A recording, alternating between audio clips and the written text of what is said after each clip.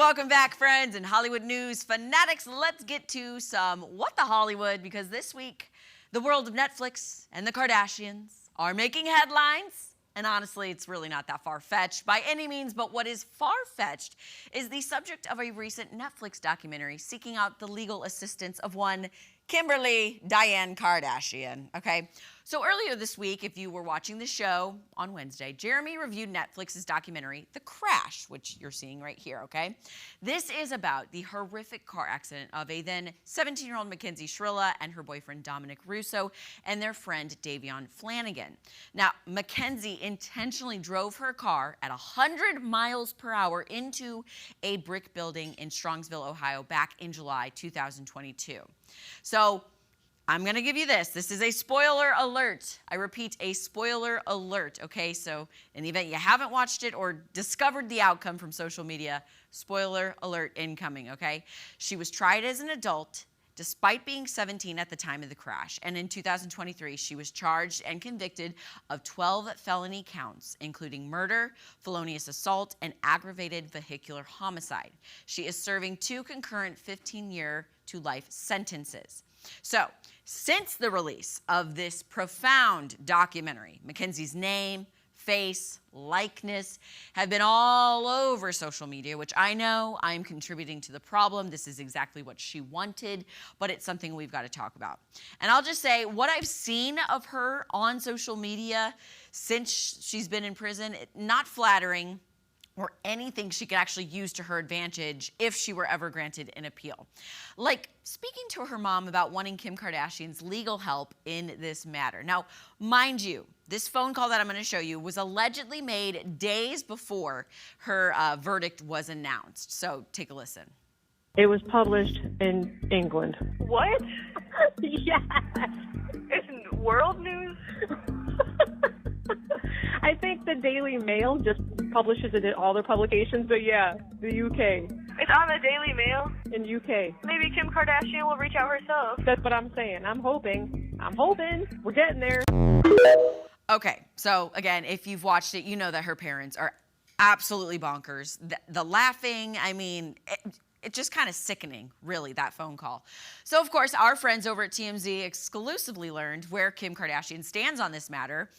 A source close to Kim told TMZ that, Kim really only advocates for criminal justice reform by supporting individuals she believes were wrongfully convicted, as well as people within the prison system who have demonstrated rehabilitation and deserve a fair second chance. Remember, I just said everything that I've seen about this Mackenzie Shrilla since being in prison, not the most flattering. So I'm sure that was a deterrent, if there ever was one. So this case obviously does not fall within her focus. So a Kim K, Mackenzie Shrilla showdown in court will not be happening. And honestly, I'm happy about that. Okay, now speaking of, the topic of law, the court of law, a new sentence was just handed down to someone connected in the death of Friends star Matthew Perry. Okay, earlier this week, Perry's mother, Suzanne, and stepfather, and famed Dateline journalist Keith Morrison appeared in a Los Angeles area court for the sentencing of Perry's former assistant,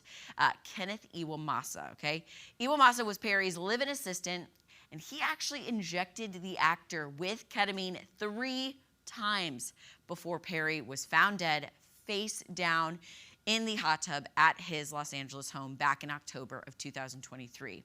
So Iwamasa was not the only defendant. He was one of 5 defendants charged in connection with Matthew Perry's death.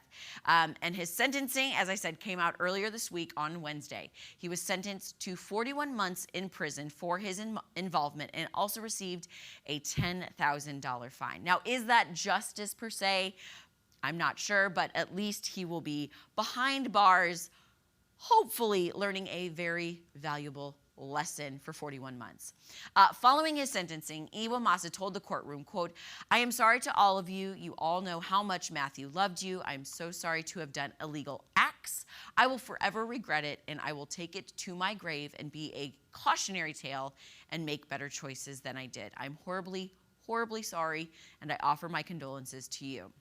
Now, the other 4 defendants sentenced in connection with Perry's death were Eric Fleming, an acquaintance of the actor, Mark Chavez, a doctor in San Diego, Salvador Plasencia, a Santa Monica doctor, and then Jasmine Sangha, who was deemed the ketamine queen by federal prosecutors. So, of course, was justice served? Yes, it was, but it, of course, will not bring back Matthew Perry. But I'm glad to see people that were connected in his death are getting time behind bars.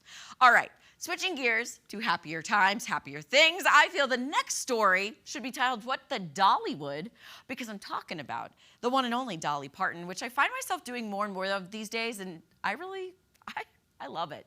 So our girl, Dolly, she is fixing to break some rules, and not just any rules, but rules she herself implemented, okay? She has been co-owner of Dollywood, the whimsical Tennessee theme park named in her honor, for 40 years. But did you know that she isn't a fan of riding many or really any of the park's attractions? Dolly has shared in the past in interviews that she isn't a fan of theme park rides due to, getting motion sickness, claustrophobia, and she's got too much to lose, on roller coasters, if you know what I'm saying. She said in 2023, quote, "My chest would fly out, my hair would fall off, any number of things could happen to me on those rides." Okay, perfect reason for not going on them. However, that all could change very soon because Dollywood is preparing to open its biggest attraction yet, a $50 million indoor roller coaster called Night Flight Expedition. It's part roller coaster, part water ride. And in a press video last fall, Dolly said, quote, "I usually don't ride the rides, but this one sounds so magical, I might just check it out." It is a 5.5-minute ride, and it will immerse guests in an extraordinary Smoky Mountains adventure. Riders will soar on a nighttime flight, embark on a white water rafting excursion, and traverse a mountain ridge on a roller coaster and navigate a mysterious shimmering lake by boat. Sounds really fun, but indoor, outdoor, water involved, I don't really see the appeal for that one and why Dolly would go. But you know what? To each their own. I hope to see Dolly on it. Okay, some quick bites before I wrap up here. Fans of Mr. Rogers' Neighborhood, you guys, he is coming back. And he's coming to YouTube beginning June 4th, okay? Mr. Rogers' Neighborhood will have a dedicated YouTube channel bringing the beloved series to a global audience. The channel will have full episodes, a live stream, clips, and compilations from the iconic show featuring Fred Rogers, and his timeless messages of kindness, curiosity, and community. Also, this should be criminal. Gwyneth Paltrow uses arugula as a dairy substitute. That's all I'll say. No words. Absolutely no words. Arugula. And then Papa John's is opening Pizza Planets across Los Angeles in honor of the release of Toy Story 5. So if you happen to be in Los Angeles in the coming days, check out, a Pizza Planet. And that's all I got for this week's What the Hollywood. When we come back, we're going to chit-chat with Kevin and Chris over at 98.7 The Dove. Don't go anywhere.